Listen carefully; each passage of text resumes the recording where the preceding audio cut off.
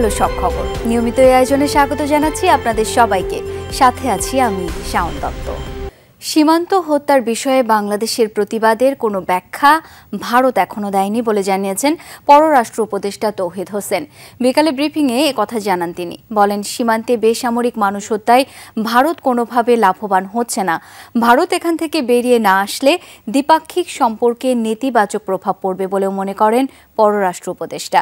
সীমান্তে হত্যার ঘটনায় ঢাকা শক্ত প্রতিবাদ জানানো অব্যাহত রাখবে বলেও জানান তিনি।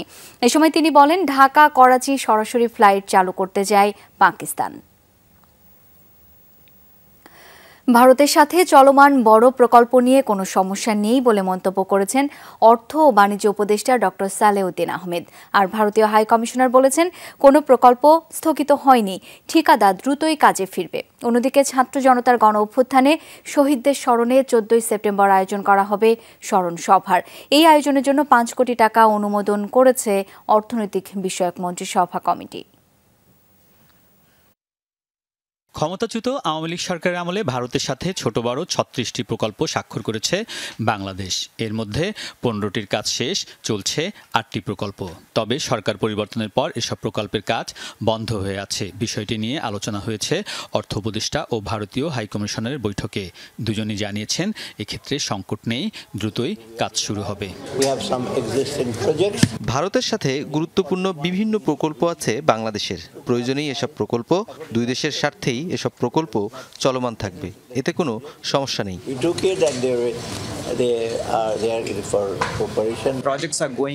ভারতের সাথে চলমান কোনো প্রকল্প স্থগিত হয়নি।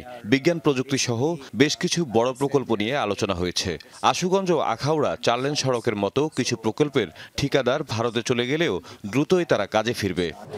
তারা বলেন, বাংলাদেশ ভারত ঘনিষ্ঠ প্রতিবেশী, রাজনৈতিক পট পরিবর্তনে দুদেশের সম্পর্কে কোনো হেরফের হবে না। বাংলাদেশ বিনিয়োগের ভালো জায়গা, এ নিয়ে আলোচনা হয়েছে। নতুন প্রকল্পেও আগ্রহী তারা। দুই দেশের সম্পর্কে কোনো সমস্যা নেই। আগের মতোই প্রতিবেশী দুই দেশ তাদের দ্বিপাক্ষিক সম্পর্ক এগিয়ে নেবে।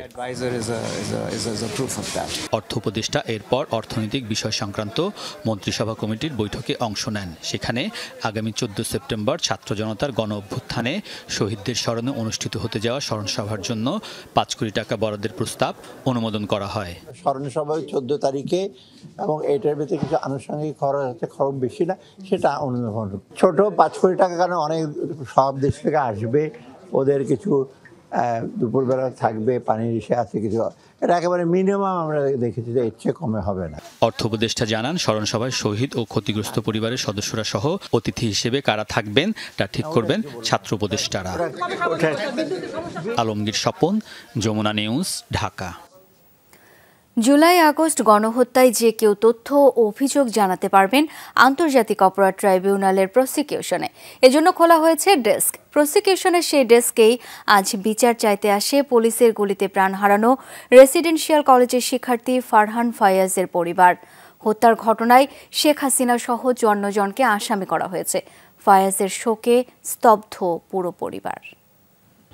জুলাই ও যেদিন শহীদ হয় তার আগের দিন রাতে ও রাতের বেলা পিৎজা অর্ডার করে। পিৎজা অর্ডার করার পর তখন ও পিৎজা আমাকেও দেয়, আমার সাথে শেয়ার করে। খুনসুটির কথা মনে পড়ছে বারবার। পিৎজা নিয়ে ভাইয়ার সাথে ভাগাভাগি আর কোনোদিন করতে হবে না ফারিনকে। যখন মনে পড়ে আমার মন সারাক্ষণ ওর জন্য কাঁদে। আমি এখন পর্যন্ত আমার পড়ালেখা শুরু করতে পারিনি। ভাইহীন পৃথিবীতে ছোট বোন ফারিনের জীবন উলট পালট।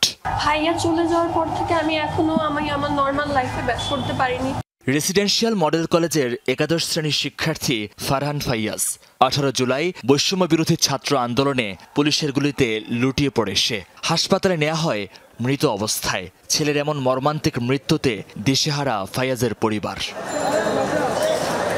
মঙ্গলবার ছেলে হত্যার বিচার চাইতে ট্রাইব্যুনালের তদন্ত সংস্থায় অভিযোগ দায়ের করেন তার বাবা শহীদুল ইসলাম ভুইয়া। একমাত্র ছেলে হত্যায় চান সর্বোচ্চ শাস্তি। ফায়াজের বাবার একটাই কথা, কোনো বাবাকে যেন কাঁধে সন্তানের লাশ বইতে না হয়।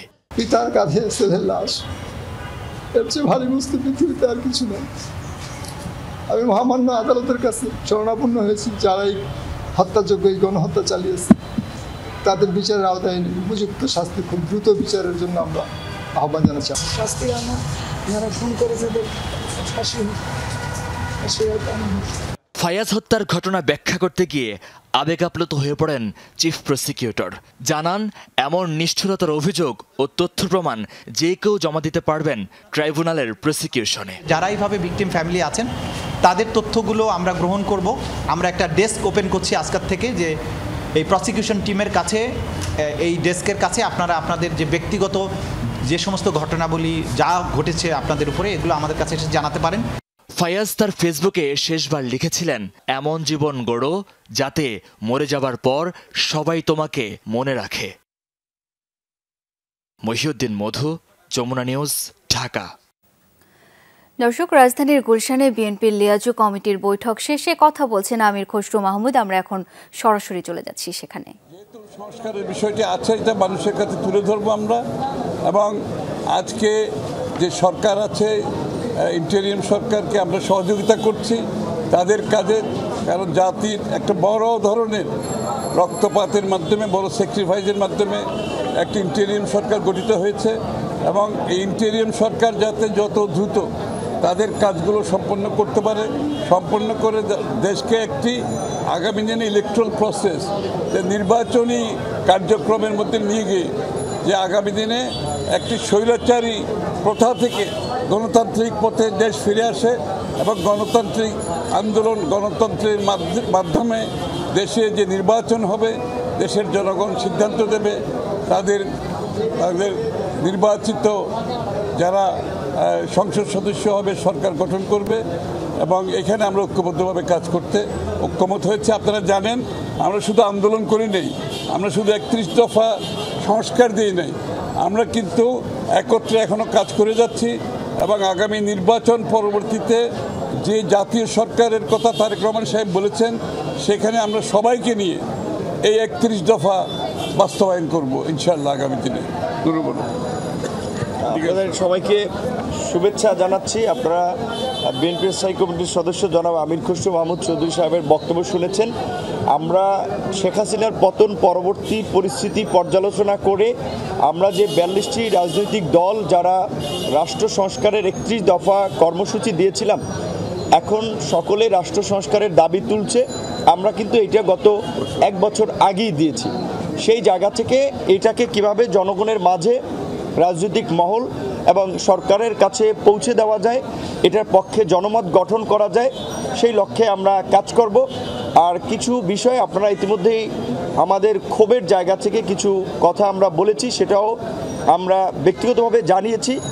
তৃণমূলের 2-1টি বিচ্ছিন্ন ঘটনা, সেটি বিশেষ করে আমির খসরু সাহেব তিনি বলেছেন, বুলু ভাই সহ আরও আপনারা জানেন যে বিএনপির কোনো নেতাকর্মীর বিরুদ্ধে ছোটোখাটো অভিযোগ হলেও তদন্ত ছাড়াই বড় একটা অংশ নেতৃবৃন্দকে কিন্তু শাস্তিমূলক পদক্ষেপ নিয়েছে। সুতরাং কিছু ক্ষেত্রে 2-1টি বিচ্ছিন্ন ঘটনা বিএনপির নেতাকর্মীদের নামে কিংবা তারা করলেও এটা বিএনপি দলগতভাবে সমর্থন করে না। এতক্ষণ সরাসরি ছিলাম গুলশানে। যাচ্ছি পরের সংবাদে। ছাত্র জনতার আত্মত্যাগের মাধ্যমে ফ্যাসিস্ট আওয়ামী লীগের বিদায় হয়েছে, কিন্তু সংস্কার কাজের অগ্রগতি আশাব্যঞ্জক নয়, এই মন্তব্য করেছেন এলডিপি সভাপতি অবসরপ্রাপ্ত কর্নেল অলি আহমদ বীর বিক্রম।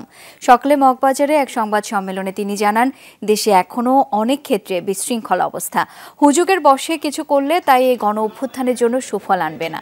কর্নেল অলি আরও বলেন, জনগণ চাইলে জাতীয় সঙ্গীত পরিবর্তন সম্ভব। গণভবনকে জাদুঘর করার বিরোধিতা করেন অলি আহমেদ। বলেন, ছাত্র জনতার ত্যাগকে স্বীকৃতি দিতে জাদুঘর হতেই পারে, কিন্তু সেটা গণভবনে নয়। অলি আহমেদ প্রত্যাশা করেন, আইন শৃঙ্খলা পরিস্থিতি দ্রুতই স্বাভাবিক করতে হবে, নতুবা গণহত্যা আবারও মাথাচাড়া দিতে পারে। এছাড়া নিত্যপণ্যের দাম লাগামে আনার আহ্বানও জানান তিনি। ছাত্র জনতার চরম আত্মত্যাগের বিনিময়ে দুর্নীতিবাজ, স্বৈরাচারী, টাকা পাচার, টাকা লুণ্ঠনকারী এবং গণহত্যাকারী ফ্যাসিস্ট আওয়ামী লীগ সরকারের বিদায় হয়েছে। তবে দুঃখজনক হল সত্য যে সংস্কার বাস্তবায়নের গতি খুবই হতাশাব্যঞ্জক। নির্বাচন কমিশন হাইকোর্টের রায়ের বিরুদ্ধে আপিল তুলে নেয় রাজনৈতিক দল হিসেবে গণসংহতি আন্দোলনকে নিবন্ধন দিতে কোনো আইনি বাধা নেই, জানিয়েছেন দলটির আইনজীবী ব্যারিস্টার জ্যোতির্ময় বড়ুয়া। সকালে সুপ্রিম কোর্ট প্রাঙ্গণে ব্রিফিং করেন তিনি। এ সময় গণসংহতি আন্দোলনের প্রধান সমন্বয়ক জোনায়েদ সাকি বলেন, হাইকোর্টের রায় থাকা সত্ত্বেও এতদিন নিবন্ধন না দেওয়ার পেছনে আওয়ামী কর্তৃত্ববাদী সরকারের অসৎ উদ্দেশ্য ছিল। বঞ্চিত করা হয়েছিল তাদের। হয়রানি ও নির্যাতনের শিকার হতে হয়েছে তার দলকে। 2017 সালের 31 ডিসেম্বর রাজনৈতিক দল হিসেবে নিবন্ধন পেতে ইসিতে আবেদন করে গণসংহতি আন্দোলন, কিন্তু নিবন্ধন না দিয়ে দলটির পক্ষে করা আবেদন খারিজ করে কমিশন।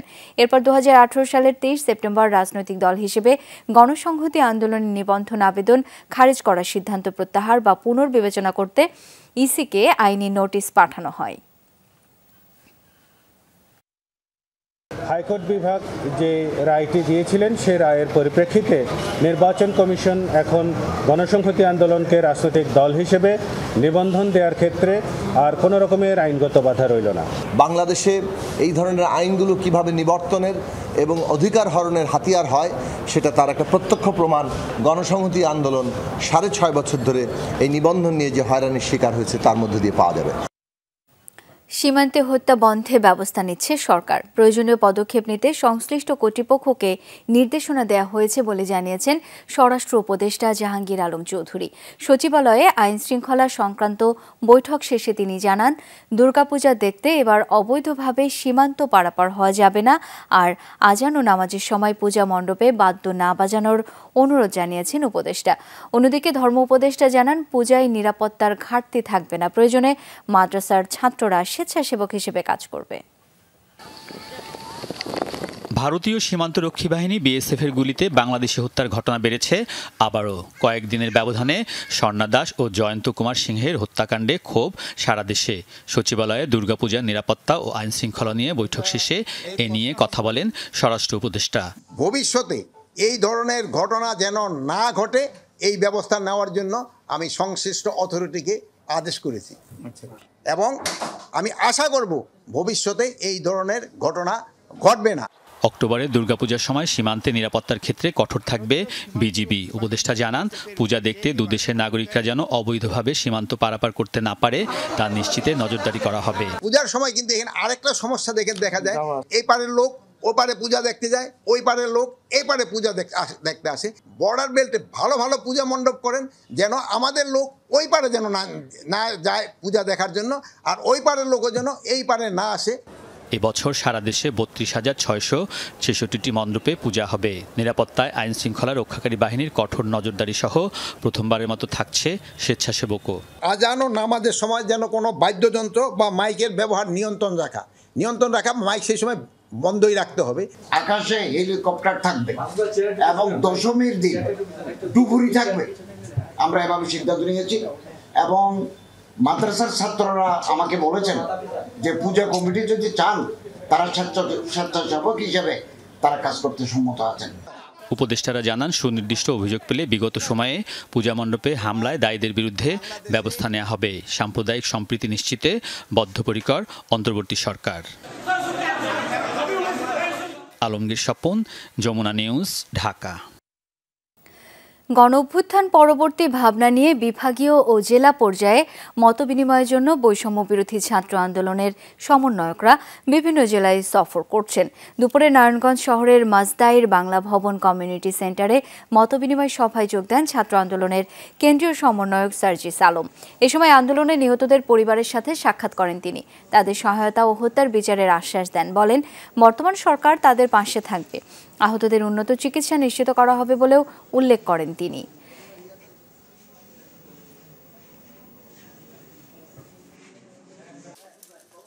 সকালে ঢাকা থেকে সিলেট পৌঁছায় কেন্দ্রীয় সমন্বয়ক হাসিব আল ইসলাম সহ 11 সদস্যের দল। সেখানে জেলা পর্যায়ের সমন্বয়কদের সাথে নিয়ে পুলিশের গুলিতে নিহত সাংবাদিক আবু তোরাবের পরিবারের সাথে দেখা করেন তারা। আবু তোরাব সহ নিহত সবার সুষ্ঠু বিচারের আশ্বাস দেন সমন্বয়করা। পরে সাংবাদিকদের সাথে কথা বলেন, জানান গণ অভ্যুত্থানের লক্ষ্য উদ্দেশ্য সুসংহত করার পাশাপাশি তা শিক্ষার্থীদের মাঝে ছড়িয়ে দিতে হবে। পাশাপাশি ছাত্র জনতার মধ্যে ঐক্য বজায় রাখার তাগিদও দেন সমন্বয়করা। বৈষম্য বিরোধী আন্দোলনের নামে বিভিন্ন অপকর্মের সাথে জড়িতদের বিরুদ্ধে প্রশাসন ও জনগণকে সতর্ক থাকার আহ্বান জানান তারা। গাজীপুর শিল্পাঞ্চলে আবারও কিছুটা অস্থিরতা দেখা দিয়েছে। বিভিন্ন দাবিতে বিক্ষোভ করেন কয়েকটি পোশাক কারখানার শ্রমিক। শ্রীপুরে শ্রমিকদের সাথে স্থানীয়দের সংঘর্ষও হয়। এদিকে আশুলিয়ায় খুলেছে বেশিরভাগ পোশাক কারখানা, উৎপাদন চলছে পুরোদমে। বেতন ও হাজিরা বোনাস বৃদ্ধি সহ 14 দফা দাবিতে গাজীপুরের শ্রীপুরে বিক্ষোভে নামেন দুটি পোশাক কারখানার শ্রমিকরা। অবস্থান নেন ঢাকা ময়মনসিংহ মহাসড়কে। প্রত্যক্ষদর্শীরা জানায় এ সময় স্থানীয়রা শ্রমিকদের মহাসড়ক থেকে সরে যেতে বলে। এ নিয়ে বাকবিতণ্ডার এক পর্যায়ে দুপক্ষের মধ্যে বাধে সংঘর্ষ। আহত হন 5 জন। পরে বিক্ষুব্ধ শ্রমিকরা অন্য একটি কারখানায় ঢুকে কয়েকটি যানবাহন ভাঙচুর করে। পরে পরিস্থিতি নিয়ন্ত্রণে আনে পুলিশ। লেট করলে 15 মিনিট টাইম, এর ভিতরে হাজির করা যাবে না। 15 মিনিট লেট টাইম করতে হবে ভাই। 7টার পরে টিফিন দিতে হবে। বেতন সর্বনিম্ন 14,500 টাকা সর্বনিম্ন করতে হবে। বেতন স্কেল যেটুকু করার কথা ছিল 2023 সালে নতুন যে বেতন স্কেল তৈরি হয়েছে সেটা করা হয়নি। মাসের 10 তারিখের মধ্যে বেতন দেয়া, কর্মক্ষেত্রে নারী পুরুষ বৈষম্য দূর করা সহ 13 দফা দাবিতে টঙ্গীতে বিক্ষোভ করেন কয়েকটি পোশাক কারখানার শ্রমিকরা। বেশিরভাগ দাবি দেওয়া মেনে নেয়ার আশ্বাস দেওয়ার পর কাজে যোগ দেন তারা। তবে কারখানার যেসব কর্মকর্তার বিরুদ্ধে খারাপ আচরণের অভিযোগ আছে তাদের অপসারণ করা না হলে বুধবার আবারও বিক্ষোভের হুঁশিয়ারি দেন শ্রমিকরা। আমি 4 মাস ধরে ডিউটি করতেছি, আমার কোনো টাকা পয়সা না দেয় না। আমরা যারা পদত্যাগের কথা বলছি পদত্যাগ করতে হবে। এরা কোনো গুরুত্ব দিতেছে না। আমরা কি একদিনে কি নামছি এই মাঠে? এদিকে সাভারের আশুলিয়া শিল্পাঞ্চলের বেশিরভাগ পোশাক কারখানা খুলেছে। ঢাকা ইপিজেড সহ আশেপাশের কারখানাগুলোতেও চলেছে উৎপাদন। গতরাতে আশুলিয়া শিল্পাঞ্চলের কারখানা খোলার সিদ্ধান্ত নেয় বিজিএমইএ। জানানো হয় আন্দোলনকারী কোনো শ্রমিককে কালো তালিকাভুক্ত করা হবে না, নিয়োগ হবে যোগ্যতার ভিত্তিতে। হাজিরা বোনাস হিসাবে প্রতি মাসে 225 টাকা দেয়া হবে। তবে উপস্থিত হওয়ার পরও কাজে যোগ না দেয়ায় আশুলিয়ায় 21টি কারখানায় ছুটি ঘোষণা করা হয়। যারা গ্যাঞ্জাম করতেছে সবাই বাহিরের লোক, আমরা ভালো মতন কাজ করতেছি। গার্মেন্টসের যে কাজকর্ম এটা আমরা খুব সুন্দরভাবেই করতেছি, আমাদের কোনো সমস্যা নেই। সব ফ্যাক্টরিতে কাজ চলমান। কিছু কিছু ফ্যাক্টরিতে তাদের অন্তর্দ্বন্দ্ব বা দাবি দেওয়া নিয়ে অন্তর্কন্দল বা ম্যানেজমেন্টের সাথে মিল না হয় এখনো তাদের কাজ শুরু করতে পারেনি।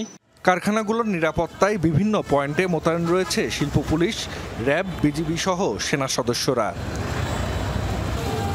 জাহিদ হাসান, যমুনা নিউজ। বিশ্বের অন্যতম বৃহৎ পোশাক রপ্তানিকারক দেশ বাংলাদেশের অর্থনীতিকে চাঙ্গা করতে সহায়তা করতে চায় যুক্তরাষ্ট্র। আর তাই বাংলাদেশের অন্তর্বর্তী সরকারের প্রধান উপদেষ্টা ডক্টর মোহাম্মদ ইউনূস সহ অন্য সিনিয়র কর্মকর্তাদের সাথে অর্থনৈতিক সংলাপের প্রস্তুতি নিচ্ছে ওয়াশিংটন। ব্রিটিশ সংবাদ মাধ্যম ফিনান্সিয়াল টাইমসের এক প্রতিবেদনে এমন দাবি করা হয়েছে। প্রতিবেদনটিতে বলা হয়েছে আগামী 14 ও 15 সেপ্টেম্বর ঢাকায় হতে যাচ্ছে উচ্চ পর্যায়ের এই বৈঠক। শেখ হাসিনা সরকারের পদত্যাগের পর এটি দুদেশের সরকারের মধ্যে প্রথম উচ্চ পর্যায়ের সংলাপ। মার্কিন অর্থ বিভাগের নেতৃত্বেও প্রতিনিধি দলে আরও থাকতে পারেন দেশটির পররাষ্ট্র বিভাগ, US agency for international development এবং ইউএস ট্রেড রিপ্রেজেন্টেটিভ অফিসের কর্মকর্তারা। ভারতের মণিপুরে চলমান সহিংসতাকে কেন্দ্র করে কারফিউ জারি করা হয়েছে। রাজ্যের ইম্ফল পূর্ব ও ইম্ফল পশ্চিম জেলায় জারি করা হয় 144 ধারা। ভারতীয় নাগরিক সুরক্ষা সহিংসতা সংহিতা 2023-এর ধারা 163 এর অধীনে এই নিষেধাজ্ঞামূলক আদেশ জারি হয়েছে। রাজ্য প্রশাসন জানায় পরবর্তী নির্দেশ না দেওয়া পর্যন্ত জনগণকে তাদের বাসস্থানের বাইরে চলাচল সীমিত করার নির্দেশ দেওয়া হয়েছে। গেল শনিবার রাজ্যে জিরিবামে ব্যাপক হামলা চালায় বিচ্ছিন্নতাবাদীরা। একের পর এক মর্টার, রকেট ও ড্রোন ছোড়ে বেসামরিক এলাকায়।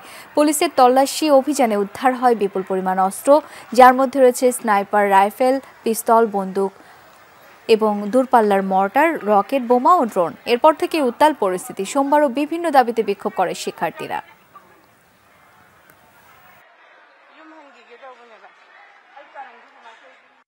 We want to make some very important clarification. অবশ্যই গণতান্ত্রিক উপায়ে র্যালি এবং সমাবেশের সুযোগ রয়েছে। আমরা আন্দোলনকারীদের প্রতি আহ্বান জানাতে We want to make some very important clarification. অবশ্যই গণতান্ত্রিক উপায়ে র্যালি এবং সমাবেশের সুযোগ রয়েছে। আমরা আন্দোলনকারীদের প্রতি আহ্বান জানাতে চাই, এখানে সহিংসতার কোনো সুযোগ নেই। গেল কয়েকদিনের সংঘাতে সাধারণ মানুষ যেমন ক্ষতিগ্রস্ত হয়েছেন, নিরাপত্তা বাহিনীর অনেক সদস্যও হতাহত হয়েছেন। তিতাস গ্যাসের কতিপয় কর্মচারী পেট্রো বাংলায় হামলা ও ভাঙচুর চালিয়েছে বলে অভিযোগ পাওয়া গেছে। এ সময় তারা পেট্রো বাংলার অফিসার আর স্টাফদের উপরও হামলার চেষ্টা করে। রাজধানীর কারওয়ান বাজারে অবস্থিত পেট্রো বাংলায় এই হামলা চালানো হয়। জানা যায়, সোমবার এক আদেশে পেট্রো বাংলার কর্মকর্তা শাহনেওয়াজ পারভেজকে তিতাস গ্যাস কোম্পানির ব্যবস্থাপনা পরিচালকের দায়িত্ব প্রদান করা হয়। পেট্রো বাংলার কর্মকর্তারা জানান, তিতাসকে দুর্নীতিমুক্ত করতে আগের এমডিকে সরিয়ে নতুন এমডি নিয়োগ দেওয়া হয়েছে, কিন্তু যারা দুর্নীতিবাজ কর্মচারীরা এটাকে মানতে না পেরে হামলা চালিয়েছে। এই কারণে আজ নতুন এমডি যোগদান করতে পারেননি। দাবি দেওয়া আনছেন, তো একটু পরে আমরা সমঝোতার মাধ্যমে এটা চেয়ারম্যানের কাছে যাওয়ার সুযোগ দেব, কিন্তু ওই কথা তারা না মেনে হঠাৎ করে প্রধান ফটকে আক্রমণ করে। পেট্রো বাংলা পরিবর্তন করব সরকার, এই কথা বলার সাথে সাথে ওরা আমার দইরা আমার পিটাই লই ইচ্ছা মতো সব তিতাসের লোকজন। এখন তিতাসের থেকে বাইরের লোক আছে না কোন লোক আছে এটা তো আর আমি জানি, আমরা জানি। তার বিভিন্ন স্লোগান দেয় এবং চেয়ারম্যান স্যারের দিকে তেড়ে যায়। আমাদের যে কর্মকর্তারা আছে তারা যখন বাধা দিতে যায় তখন তারা তাদের উপরে আক্রমণ করে। একদম ফ্রেশ বিশ্বমানের প্রযুক্তির সকল সুবিধা নিয়ে ভালো থাকুন আপনিও। কঙ্কা। বরিশালে চাঁদার দাবিতে যুদ্ধাহত এক মুক্তিযোদ্ধার বাড়িতে হামলার ঘটনা ঘটেছে। সোমবার রাতে নগরীর শীতলাখোলা এলাকায় এই ঘটনা ঘটে।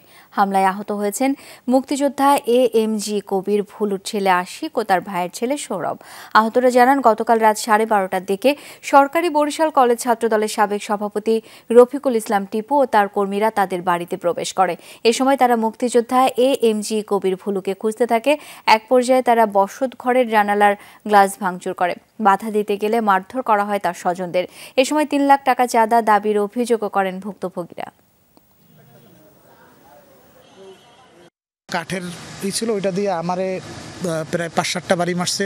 ওই আমাদের এলাকার একটা ভাই আছে মিঠু ভাই, ওনারেও বাড়ি মারছে, আমার চাচতো ভাইরেও বাড়ি মারছে। বুলুরা আজকে মারমু, ঠিক আছে, কইতে আছে তোর আজকে মাইলাম কি হয়েছে ক আমি ও ধাক্কা দিয়ে ঘরে ঢুকতে গেছে। আমরা তো অরিজিনালি স্বাধীনতা যুদ্ধ করেছি, বাংলার মানুষ শান্তিতে থাকুক। এই হামলা আজকে আমার বাসায়, দ্যাট ইজ দেশটা কোথায় কঙ্কাল হয়ে গেছে, চোখের পানি পড়ে। এদেরকে থানায় যাই লিখিত অভিযোগ দিতে বলা হয়েছে যে সিচুয়েশন আছে, দেখলাম যে জানালা ভাঙচুর হয়েছে, বাইরে থেকে এসে। পটুয়াখালীতে ব্যবসা প্রতিষ্ঠানে হামলার ঘটনায় মামলা না নেয়ার অভিযোগে সংবাদ সম্মেলন করেছেন এক ব্যবসায়ী। দুপুরে অভিযোগ জানিয়ে পটুয়াখালী প্রেস ক্লাবে সংবাদ সম্মেলন করে ভুক্তভোগী পরিবার। জানানো হয়, জমি নিয়ে পূর্ব শত্রুতার জেরে গেল 5 আগস্ট তার ব্যবসা প্রতিষ্ঠান ও বাড়িতে জেলা যুবদল নেতা রিমানুল ইসলাম রিমু ও সাইফুল মৃধার নেতৃত্বে 30-40 জন হামলা চালায়। ভাঙচুরের পর লুট করা হয় প্রায় 40 লাখ টাকার মালামাল। পরে সেনাবাহিনী ঘটনাস্থল পরিদর্শন করে মামলার পরামর্শ দেয়। আদালতে 2টি মামলা করে ভুক্তভোগী। এরপর আদালত 24 ঘন্টার মধ্যে থানায় মামলা নেওয়ার নির্দেশ দিলেও এখনও মামলা নেয়নি সদর থানার ওসি। এদিকে মামলা করায় প্রাণনাশের হুমকি দেওয়ারও অভিযোগ করেন ওই ব্যবসায়ী। এদিকে ওসি জসিম উদ্দিন জানান, বিভিন্ন ব্যস্ততায় মামলা নিতে পারেননি তিনি।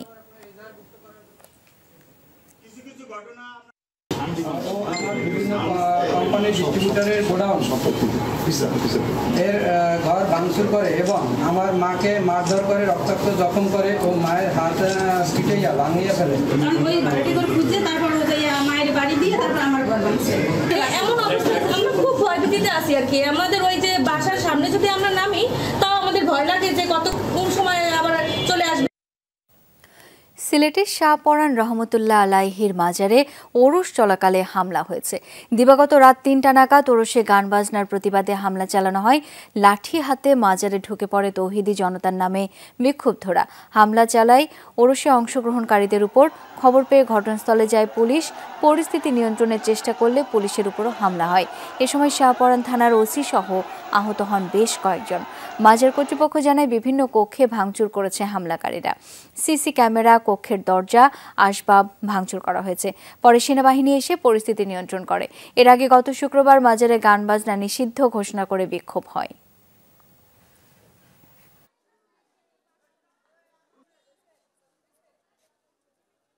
ক্যামেরা ভাঙছুন, হার্ড ডিস্ক নিছুন, দরজা জানালা ভাঙছুন, আরো কিছু পাগল মস্তান হলেও মাইক দিয়ে করছুন। এরকম কিছু হসপিটালও আছে। গালাগালি এই সেই প্রসাদ আরম্ভ করছে। আর এই সময় হুজুরকল আসলা ওই যে নিচে গাঠোর মাঝে ওই যে আমরা বটগাছের নিচে বোয়া। দেশের সকল মাজারে হামলা প্রতিরোধ ও নিরাপত্তা নিশ্চিতের জন্য সরকারের প্রতি দাবি জানিয়েছে জাকের পার্টি। বিকেলে জাতীয় প্রেস ক্লাবে জাকের পার্টির এক জরুরি সংবাদ সম্মেলনে এই দাবি জানানো হয়।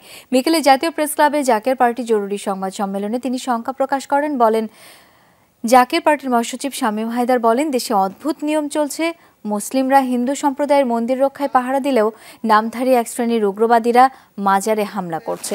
তিনি অন্তর্বর্তীকালীন সরকার প্রধানের দৃষ্টি আকর্ষণ করে বলেন, যাতে দেশে আইনের শাসন প্রতিষ্ঠা করতে পারে। ইসলামের প্রকৃত আদর্শ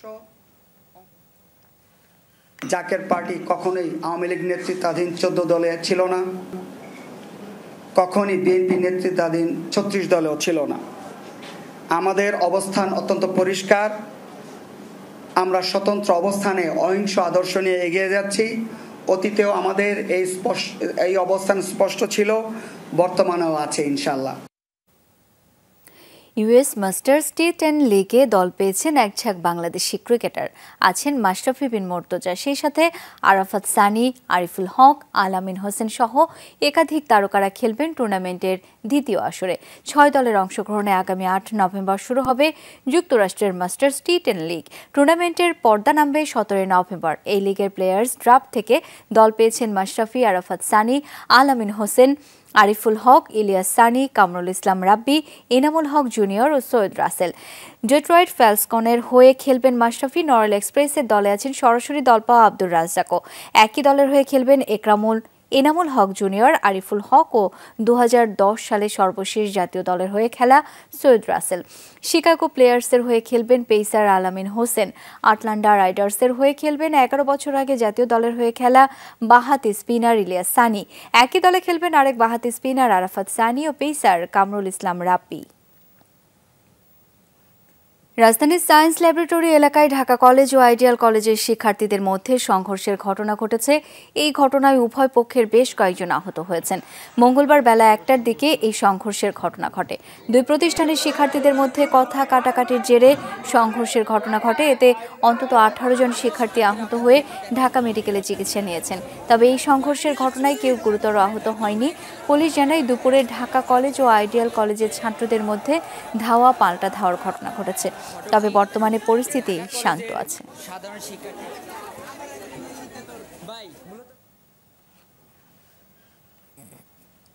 ঢাকা কলেজের একজন শিক্ষার্থীকে মারধর করে হচ্ছে আইডিয়াল কলেজের শিক্ষার্থীরা, নবীন ফার্স্ট ইয়ারের একটা ছেলেকে। সেই ঘটনা নিয়ে মূলত সূত্রপাত। সেনাবাহিনীর লোক ছিল, তাদের সামনে আমাদের গেট ভাঙছে কলেজে, ওই যে বড় যে গেট ভাঙে তাদের সামনে নিয়ে গেছে। তখন সেনাবাহিনীর লোক একটা কেউ কিছু বললো না। বাস থেকে নামছে, নামার পরে দেখছি কি সবাই খালি লাঠি নিয়ে যে যেরকম পারতেছে খালি দৌড়ায় ওদের ক্যাম্পাসের গেটের মধ্যে ফেলে যাচ্ছে। পদ্মা সেতু এবং মেট্রো রেলকে প্রতীকী হিসেবে দেখিয়ে আওয়ামী লীগ সরকার উন্নয়নকে কলুষিত করেছে বলে মন্তব্য করেছেন ডাক, টেলিযোগাযোগ ও তথ্য উপদেষ্টা নাহিদ ইসলাম। বলেন, শুধু ব্যক্তির বদল হলেই হবে না, ব্যবস্থার পরিবর্তন সবচেয়ে বেশি জরুরি।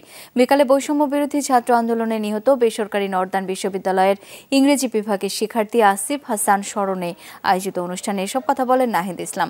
বলেন, মানবাধিকারের কথা বলা হলেও গেল 16 বছর দেশের বর্তমান সংবিধান আমাদের রক্ষা করতে পারেনি, আদালতেও রক্ষা পায়নি কেউ। ফলে এই সামগ্রিক বিষয়গুলো সংস্কারের প্রয়োজনীয়তার কথা বলেন তিনি। স্মরণ সভা শেষে বিশ্ববিদ্যালয়ের সামনে চত্বরে আসিফের স্মৃতি ফলক উন্মোচন এবং আত্মার মাগফিরাত কামনায় দোয়া অনুষ্ঠিত হয়।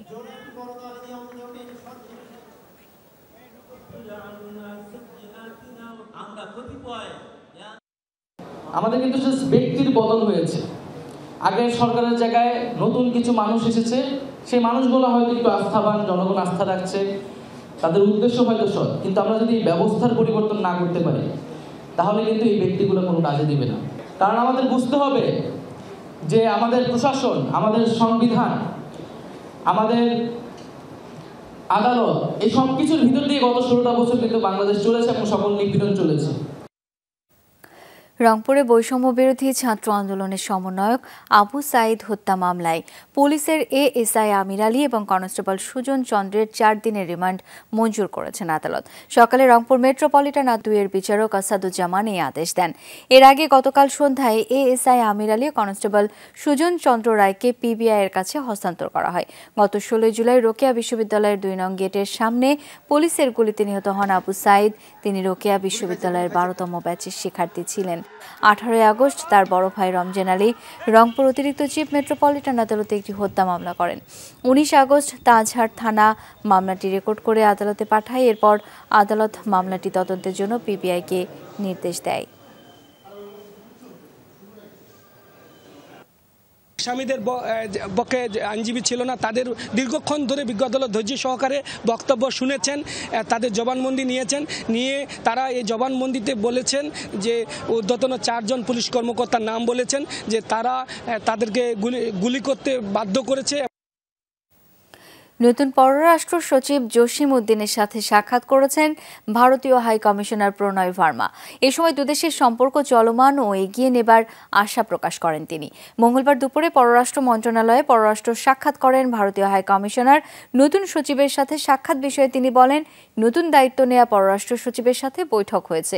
সরকারের সাথে সম্পর্কের ক্ষেত্রে পররাষ্ট্র মন্ত্রণালয় গুরুত্বপূর্ণ অংশীদার। একে অপরকে জানার জন্য একটি ভালো বৈঠক ছিল। এছাড়াও সীমান্ত কেন্দ্রিক যে সম্পর্ক সেটি নিয়েও আলোচনা হয়েছে, তবে বিস্তারিত আলাপ হয়নি। আমি আগেও যেমনটি বলেছি, ভারতের বাংলাদেশের সাথে গভীর সম্পর্ক রয়েছে। দুদেশের নিরাপত্তা উন্নয়নে আমরা একসঙ্গে কাজ করি। আমরা সেই সম্পর্কই চলমান রাখতে চাই।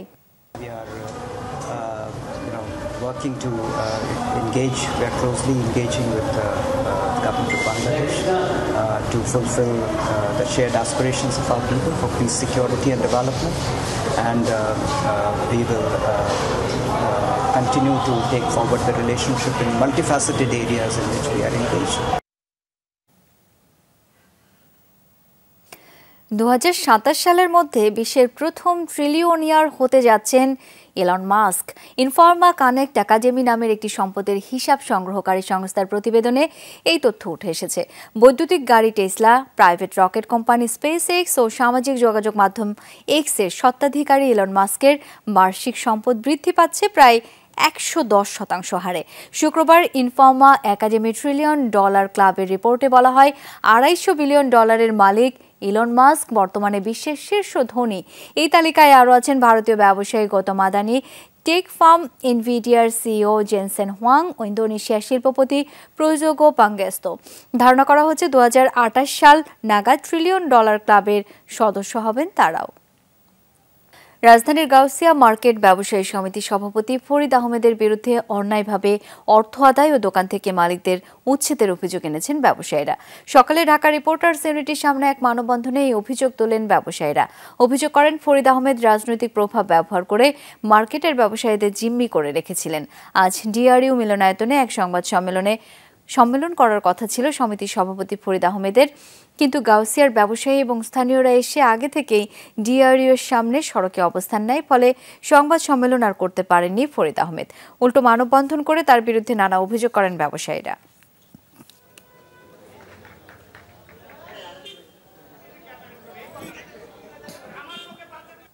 ব্যবসায়ীরা তার কাছে টাকা চাইতে গেলে সে দোকানে ঢুকতে দিতেছে না। সে বর্তমানে গাউসিয়ার সভাপতি পদে আছে, সে মার্কেটে ঢুকতে দিতেছে না। তার ক্ষমতা বলে মিথ্যা প্রচারণা যে তার কাছে মানুষ চাঁদা চাইছে।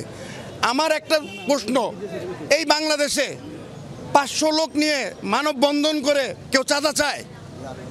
এটা কি চাঁদা চাওয়ার সিস্টেম? ভোটের হিসেবে মাঠ এবং অনলাইন 2 জরিপে পিছিয়ে আছে মূলধারার রাজনৈতিক দলগুলো। মাঠ জরিপে দেখা যায়, এই মুহূর্তে ভোট হলে কাকে ভোট দিবেন সে বিষয়ে নিশ্চিত নন বেশিরভাগই। সকালে রাজধানীর একটি হোটেলে ইনোভেশন কনসাল্টিং বাংলাদেশ নামক একটি গবেষণা সংস্থার জনমতে ভোটের হিসাব অনলাইন বনাম মাঠ জরিপে এই তথ্য উঠে আসে। জরিপে দেখা যায়, মাঠ পর্যায়ে 34% জনগণ কাকে ভোট দেবেন সেই ব্যাপারে অনিশ্চিত। 11% ছাত্র সমর্থিত নতুন দলকে ভোট দিতে আগ্রহী। এদিকে পেশাভিত্তিক এবং এলাকাভিত্তিক অনলাইন জরিপে দেখা যায় ভোটের হার বেড়েছে জামায়াতে ইসলামীর। আলোচকরা বলেন, এই ধরনের জরিপ রাজনৈতিক সংস্কার এবং রাজনৈতিক দলগুলোকে ভবিষ্যৎ কর্মপদ্ধতি নির্ধারণে সহায়তা করবে। 29 আগস্ট থেকে 8 সেপ্টেম্বর পর্যন্ত দেশের 50টি জেলায় 5115 জন এবং অনলাইনে 3581 জনের উপর এই জরিপ চালায় সংস্থাটি। যৌথ মহড়ার ঘোষণা দিয়েছে রাশিয়া এবং চীন। দুদেশের নৌ এবং বিমান বাহিনীর সমন্বয়ে অনুষ্ঠিত হবে এই মহড়া। বিবৃতিতে বেইজিং এবং মস্কো জানায়, চলতি মাসেই অনুষ্ঠিত হবে এই যুদ্ধ প্রশিক্ষণ। দুদেশের কূটনৈতিক ও সামরিক সম্পর্ক দৃঢ় করতেই এমন উদ্যোগ। দুদেশের বাহিনীর মধ্যে কৌশলগত সমন্বয়কে আরও জোরদার এবং নিরাপত্তাজনিত হুমকি যৌথভাবে প্রতিহত করাই মূল লক্ষ্য এই মহড়ার। এদিকে চীন রাশিয়ার এমন উদ্যোগ গভীরভাবে পর্যবেক্ষণ করা হচ্ছে বলে জানিয়েছে যুক্তরাষ্ট্র। আমরা দেখে আসছি গেল কয়েক বছর ধরেই দুই দেশের সামরিক সম্পর্ক জোরালো হচ্ছে। দীর্ঘ পরিকল্পনার অংশ হিসেবেই এই মহড়া। বিষয়টি আমরা গভীরভাবে পর্যবেক্ষণ করছি। দর্শক, এই ছিল আজকের সব খবরের আয়োজন। ধন্যবাদ এতক্ষণ আমাদের সাথে থাকার জন্য।